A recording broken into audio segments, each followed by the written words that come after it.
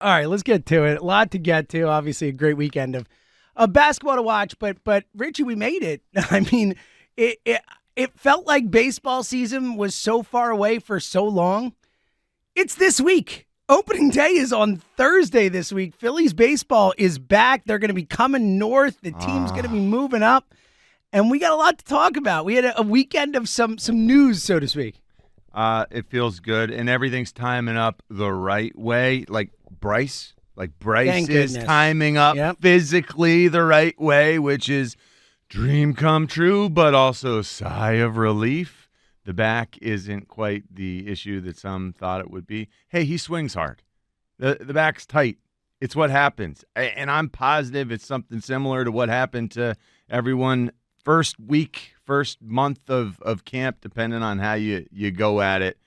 Coming out of a 3-point stance, your back is sore. It doesn't make any sense what you're asking your body to do. The way he's swinging a bat, it doesn't make any sense the way he's torquing himself.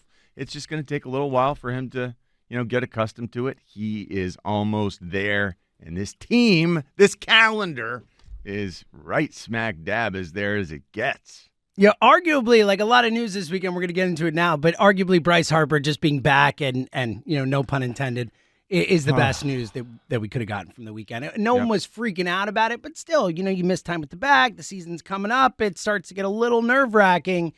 Really good news to see Bryce back. It was not. There was nothing to see here, but it feels a lot better seeing him out there looking normal, being Bryce. 100%. Yeah. All right, but to see here, there is other stuff to see here. As some action over the weekend with the Phils, as they did have to get the roster down to size to start the season. Two big happenings this weekend.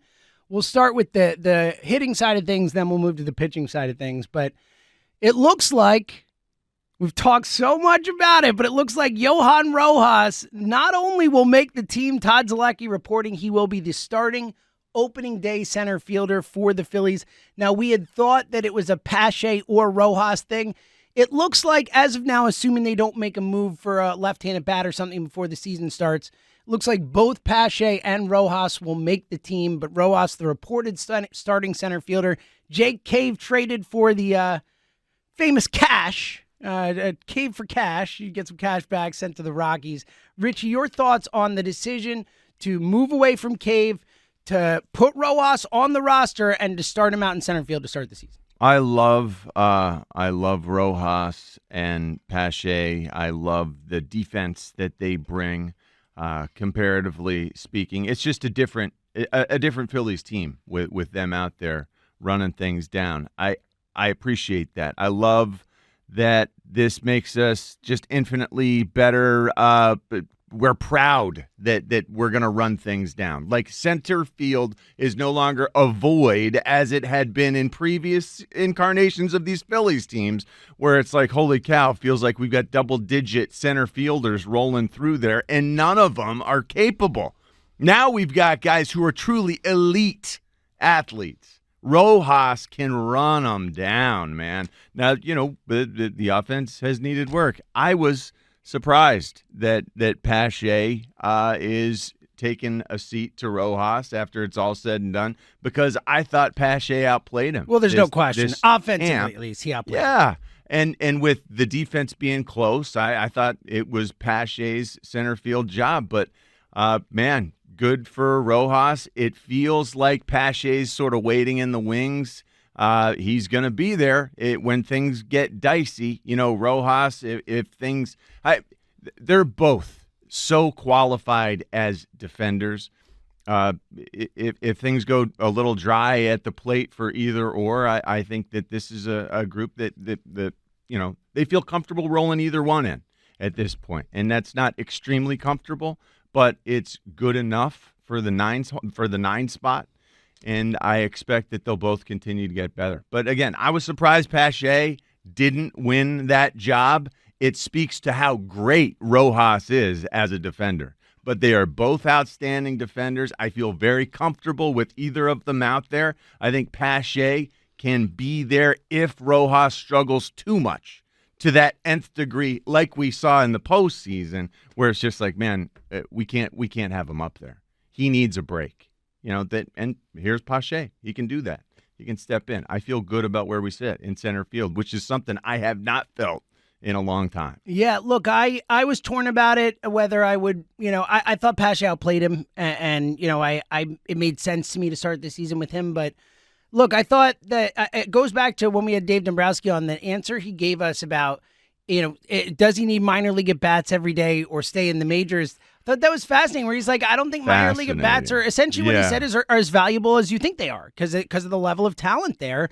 And I think he's really not getting the improvement you think he is. That was a real clue into where they were thinking, and one of the reasons they were going to keep him up. I think at that point they had already decided, even though he hadn't told us that. Mm-hmm. So I get that from that perspective, but I do think, look, it is the kind of thing where I'm concerned with the fact that I do think that if Rojas comes up and struggles right away, again, hitting, that the confidence could submarine even more. It is the type of thing where if he doesn't hit right away, there's going to be a lot of pressure on him to hit. We're already talking about him in that role. It's the kind of thing where it could swell on him. So I'm a little nervous about it. I do think, look, from a defensive perspective, we've all said it. He's the best since Gary Maddox. He's the best in my lifetime that I remember watching the Phillies. He's the best outfielder I've ever seen defensively. Like, he's that good. And Pache's really good too.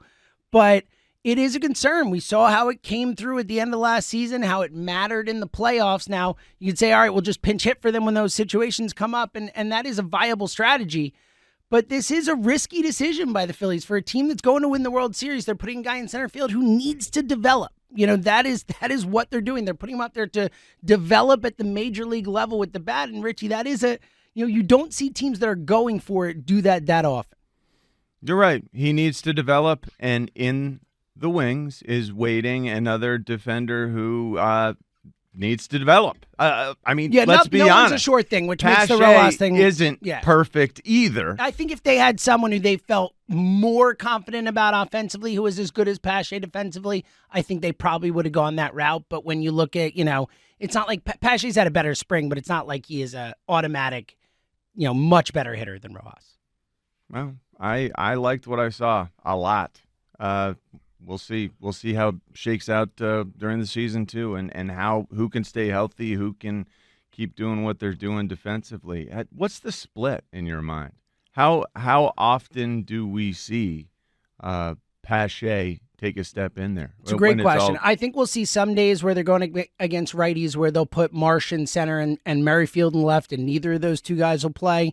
But I think for the most part, between the two of them, I think it'll be, 66% of the time Rojas and 33% Pache to start would be my guess.